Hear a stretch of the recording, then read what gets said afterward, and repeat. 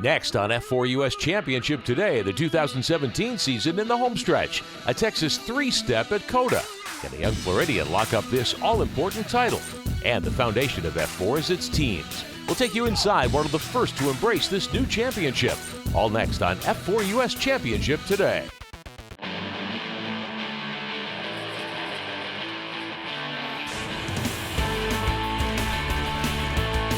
F4 U.S. Championship today. Coverage of race weekend number 6 from Circuit of the Americas in Austin, Texas. Hello again, everyone. I'm Rick Benjamin. Welcome to Sonoma Raceway in Northern California. We're here for the IndyCar Championship today. Several Honda drivers, including Scott Dixon, have a chance to win this title. This is where a lot of our F4 contenders would like to land in the seasons to come. One young gun, Zach Veach, age 22, will come here full-time with Honda next season at Andretti Autosport. Some of our drivers in the field at Circuit of the Americas may well be here in the seasons to come. Before we get started with coverage of race number 1, let's have a look at what these F4 cars represent. Season number 2 for the F4 United States Championship powered by Honda. Single-seat open-wheel race cars, an on-road Crawford chassis. They ride on Pirelli race tires, and of course they are powered by that 4-cylinder Honda engine that makes about 160 horsepower. Extremely level playing field for the cars and teams that compete in the F4 U.S. Championship powered by Honda.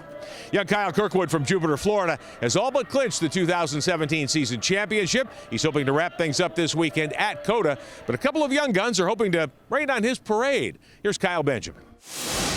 Well, credit where credit is due. Yes, Kyle Kirkwood's won a bunch of races this season. Yes, he is the current F4 U.S. Championship points leader, and yeah, he's kind of been on his own little hot streak here through the back half of the season. But there's another driver who's a little bit hotter in the paddock. That's Jordan Sherritt. You've got 4 podiums out of your last 6 races dating back to Mid-Ohio. What do you have to do here at Circuit of the Americas, which is another new track for you, to keep that momentum going? You know, we've been doing everything right from Mid-Ohio, and I think we just need to replicate what we've been doing, and we should be golden for a good result. Yeah, I'm starting 7th, so hopefully I can just work my way through the field and just, you know, just maximize my points in every race and just push forward. You certainly have to be very consistent at a place like Circuit of the Americas that has a lot of corners and some very fast sections. Speaking of consistency, again, Kyle Kirkwood, he could potentially wrap up the championship here at Circuit of the Americas this weekend. Race 1 of the weekend saw a field of 32 cars roar into action on the 3.4-mile 20-turn road course. Pole sitter Benjamin Peterson gets the whole shot at his Global Racing Group 24 car powered by Honda. The field safely through turn 1 on this very wide racetrack. Dakota Dickerson in the Kiwi Motorsport Honda, the 86 car, takes over the lead here from Peterson, but quickly, a full course caution. The Indy Motorsports Group Honda of Davis Durrett stopping on course. It's unfortunate, but I went into turn 12 here, and I felt like I had the turn, but it just looks like maybe the guy behind me just braked a little too late, and you know, he went into my left rear, which is, it's all right. You know, it happens in racing. It's just trying to race hard, and you know, it ends up having to hit, and then takes out my left rear. But it's fine. You know, but we still have 2 more races. But this weekend's been pretty unfortunate for us. On the restart, Dickerson able to stay out in front, leading the field up the hill. Braden Eves, remember him, so strong in his series debut at Indy in June for Jay Howard's MDD team, driving the 41 car in this event as well. Eves back at work here, trying to get by points leader Kyle Kirkwood in the Cape Motorsports 8 car. Second full course caution now for a tangle involving the Motorola machine, the 45 car of Baltazar Leguizamon, and the 35 of Nick Andres. Get an onboard look here from Jordan Sherritt's machine. You can see the 2 cars coming together. Heavy damage ensues. Green flag again. Dickerson still out front. The improving Rafael Forcier in the Indy Motorsports Group 62 car fighting for 8th here with the Crosslink racing machine of Jordan Sherritt. Forcier trying to keep his title hopes alive.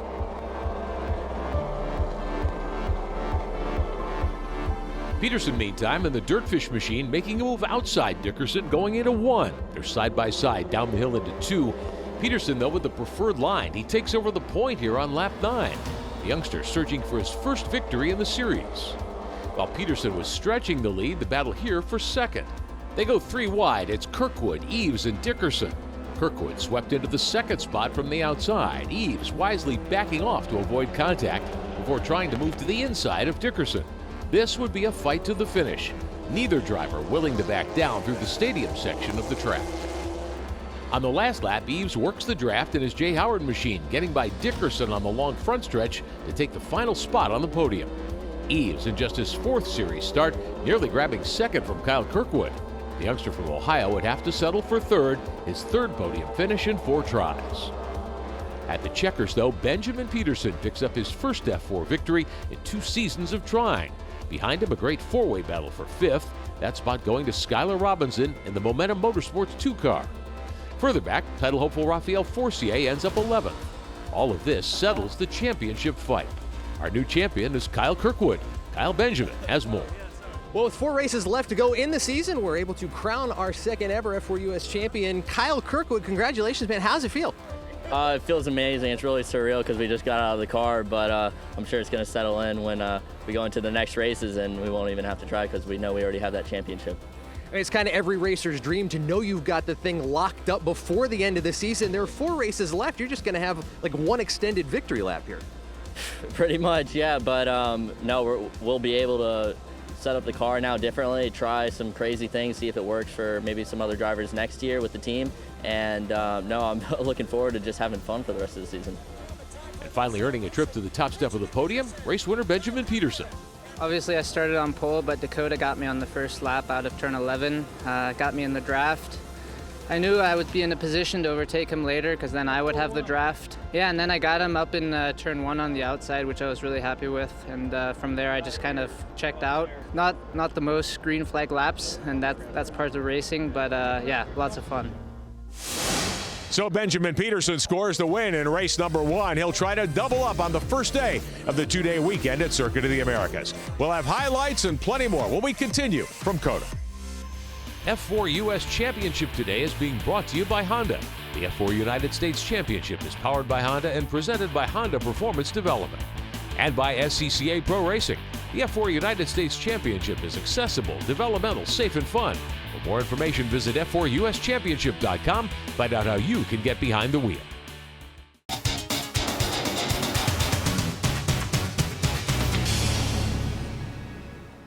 Hey, my name is Corey Anders. I'm driver of the number 77 F4 car for D-Force Racing.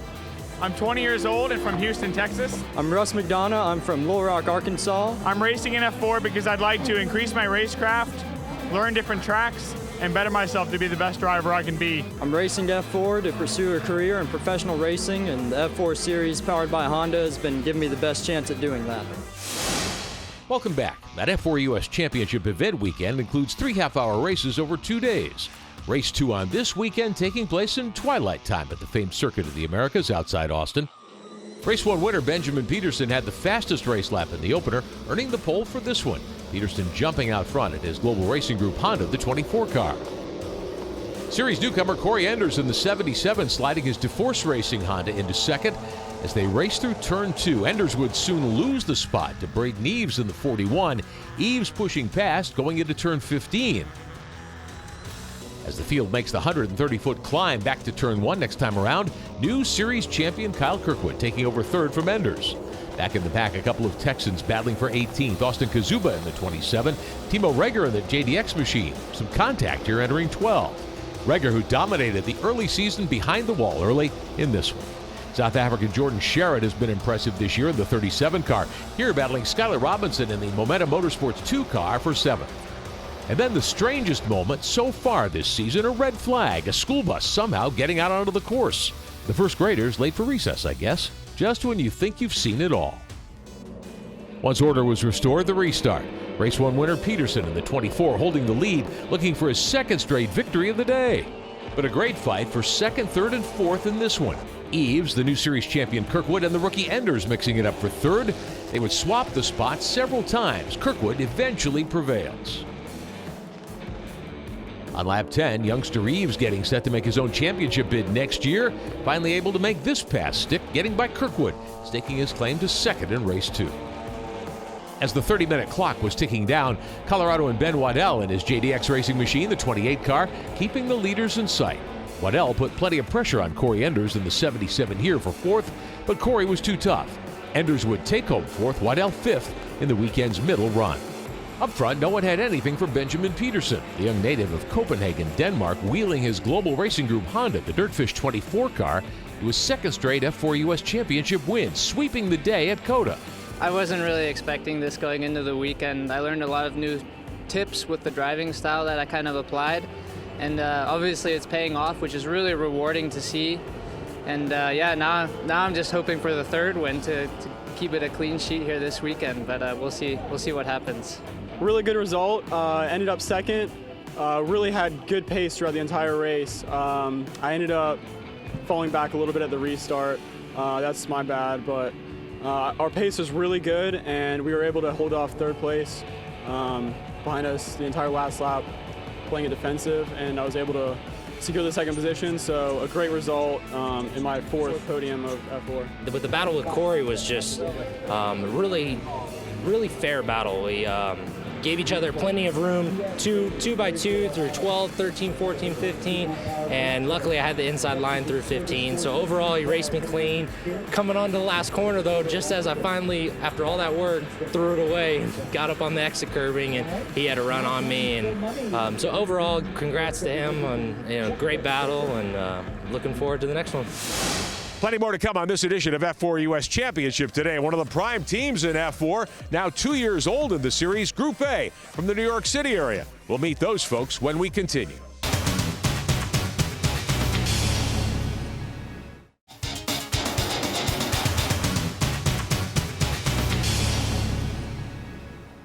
Welcome back to F4 U.S. Championship today. I'm Rick Benjamin. We're at Sonoma Raceway in Northern California. IndyCar Season Championship weekend. The F4 title also being decided this weekend at Circuit of the Americas. All of the F4 teams, in fact, those of us right here, rely heavily on radio communications to do our jobs. Speedcom is the official two-way radio partner of the F4 U.S. Championship powered by Honda. Let's find out what they bring to each F4 weekend. We usually show up with a trailer fully stocked with inventory of anything and everything that could possibly go wrong with communication. We're here to make sure everybody's stuff is working. Our support is hands down the best. If you call us with an issue or you need something, you're going to get a person on the phone immediately, and all of our staff is ready to answer questions and provide exactly what's needed. You're never going to get a hold line or a menu or anything like that. We work very hard out in the field. I work very hard out in the field here. At the drop of a hat, I will go run. I've been called to the grid before. Teams just getting ready to go out and the radio's not working, and that our customer support is definitely, we put our customers first. We really push the Motorola digital radios. They will go around every track in the country that I'm aware of. 5 years ago, you needed repeaters with giant antennas and all these other amplifiers and stuff to make it happen. So now this is definitely a step forward, and it's just very, very high quality. If race control calls green, the driver needs to know that instantly. Flag, green, green, green. If someone's being black flagged, or if there's cautions, it's very important for the driver to know these things, because, if you're flying blind, you don't know what's going on. It could cause another accident, it could cause more problems. So radio communication is definitely very important. It takes a lot of quality race teams to make the F4 United States Championship powered by Honda such a successful series. One of those teams is from the New York City area, their second year in F4, Group A Racing. Here's Kyle Benjamin. It's a family affair for the Scarallos, Joe, the patriarch and team owner, and Jonathan, son and team manager. They are a legacy F4 team, in it from the very beginning. We were the first team to commit to F4. We were the first team to take delivery of a car last year, and the series has been great. Obviously, they're doing a lot of things right to be having the largest car counts by about twice as much, certainly in North America and arguably around the world. The competition is insane in a good way. It's been about 5.5 years since I've been back in the car, but it's been good because I've been able to put the car up front a bit. We've been a bit unlucky with getting taken out a few times and some other things, but that's just the way it goes. But other than that, we've been quick, which has been good. We have an operation that can put you up front where you want to be so that you can reach that end goal of racing in Formula One and such, with your success that you can have with Group A here in Formula 4 U.S. Jonathan is not only the driver, mechanic, and team manager, he's also the driver coach.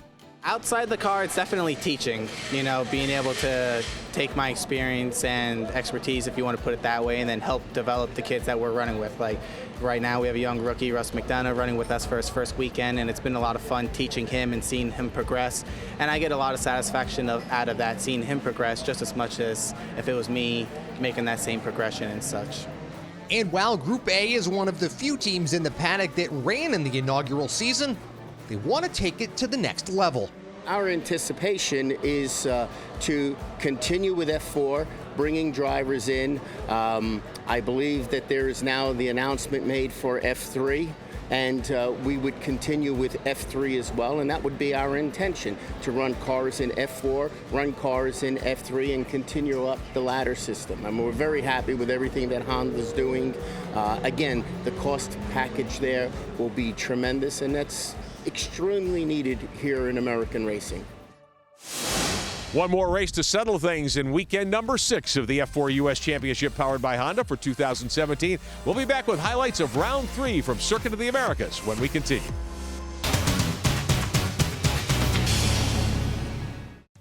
F4 U.S. Championship today has been brought to you by Honda. The F4 U.S. Championship is powered by Honda and presented by Honda Performance Development. By SCCA Pro Racing, bridging the gap from karts to cars has never been easier. Make the affordable transition to Formula 4. Find out more at F4USChampionship.com. And by Speedcom Communications, for more than 20 years, the world leader in motorsports radio and communication systems. Find out more at SpeedcomRacing.com. Welcome back to F4 U.S. Championship today. I'm Kyle Benjamin. We're here at Circuit of the Americas, round 18 of the 2017 season. It's day 2 here and very early in the morning. Day 1 saw a first-time winner, Benjamin Peterson. He swept both races. We also crowned a new champion in Kyle Kirkwood. So what's day 2 going to bring? Well, Kirkwood starting on the outside of the front row. Dakota Dickerson on the pole again. Hopefully this will be the race he breaks through and grabs that W. Just a bit of overcast greeting the drivers for the third and final race of this Texas weekend. The lights go green and newly crowned champion Kyle Kirkwood gets the whole shot over the pole sitter Dakota Dickerson. But there was trouble behind the leaders, a big pileup in turn 1. Ben Waddell in the JDX 28 car, Jacob Loomis in the 68, and a host of others. Dickerson had just wheeled his Kiwi Motorsport Honda past Kirkwood for the lead when the turn 1 incident brought out a full course yellow. Another look here at what happened. Waddell spins, Loomis goes around, and then Blake Mount in the JDX 7 car gets into young Jack William Miller before hitting Waddell's machine. An onboard look here from the 9 car of Mathias Soler-Obel. He makes contact with Waddell's car, clipping the nose of the 28. And that's not all. The 62 of Raphael Forcier tagging Loomis in the 68. He pinballs off of several others. I was pretty much past the turn, and it looked like somebody was approaching pretty quickly in my mirrors, and then all of a sudden I was spun around. Somebody hit me from behind, and there was a big pileup after that. Nothing really we could do. On the restart, the weekend star, Benjamin Peterson in the Dirtfish 24, swings out of line, trying to swing past the 8 of Kyle Kirkwood for second. And a tough fight for fourth. Braden Eves in the 41 jumps the curb, trying to get by the 37 car of Jordan Sherritt. It took him 2 more turns before young Eves could grab the 4th spot. One of the things this championship is designed to do is teach racecraft. Champion Kirkwood learning well here, patient, finally moving by Dickerson to lead on lap 6. On the next lap, Peterson, who's been studying his lessons as well, passes Dickerson, signaling to Dakota to fall into line and work the draft to try to catch Kirkwood. Their plan worked well enough that Eves, who'd been biding his time as well, made a similar move and got to second. Eves then worked his way up to champion Kirkwood and passed the 8 car to take the lead, building his advantage as time ticked closer to 0 in the 30 minutes allotted. There would be one more bit of drama. Corey Enders in the 77 car clips the 37 of Sherritt. They're able to avoid the spinning 12, though, of Moises de Oliveira. This one all Braden Eves, the 4-0 student from Columbus, Ohio, schools the field. His first F4 U.S. Championship victory in his 6th career start. Championship standings after 18 rounds, Kirkwood clinches over Forcier. Sherritt moves past Reger for now for 3rd, Peterson to 5th, Dickerson to 6th, and Eves up into 7th in points after making only 6 starts so far in the season. Well, the champ didn't win this weekend. He did take home the big trophy, though. 2nd place here in round number 18. Kyle, are you a little disappointed you didn't come away with a win this weekend, or are you just excited to be the champion? You know, yeah, we're just excited to be the champion. That was our goal this weekend, is just maintain the points. We were looking for wins, but, I mean, I'll take 2 seconds and a third all day. And now you get to come back here in a couple weeks, do the same thing all over again, just get to ride out and have a little fun. Braden Eves, meanwhile, on the podium, 3 straight races. This time, though, he finally breaks through, gets that first F4 win. How'd you do it? Yeah, well, it was a great race. I got a really good start. Unfortunately, I got a little bit of front wing damage right after the start, but it didn't seem to upset the handling of the car. I just started picking them off one by one. I was in 4th at one point, and I got up to 2nd and passed Kirkwood on the back straight, and was able to pull a little bit of a gap and just maintain that gap all the way to the finish. So, good result. Braden Eves very strong here in his F4 U.S. Championship debut. Second race weekend for Braden. We're back here at COTA again in just a few weeks with Formula One. Stay tuned for that one. Well, that's all the time we have for this edition of F4 U.S. Championship today. We'll be back at Circuit of the Americas in Austin in just a few weeks. The F4 Series invited to run on Formula One U.S. Grand Prix weekend in October. We'll have coverage of those last 2 races to wrap up the 2017 season. We congratulate our champion, Kyle Kirkwood. For now, I'm Rick Benjamin saying so long from Sonoma Raceway.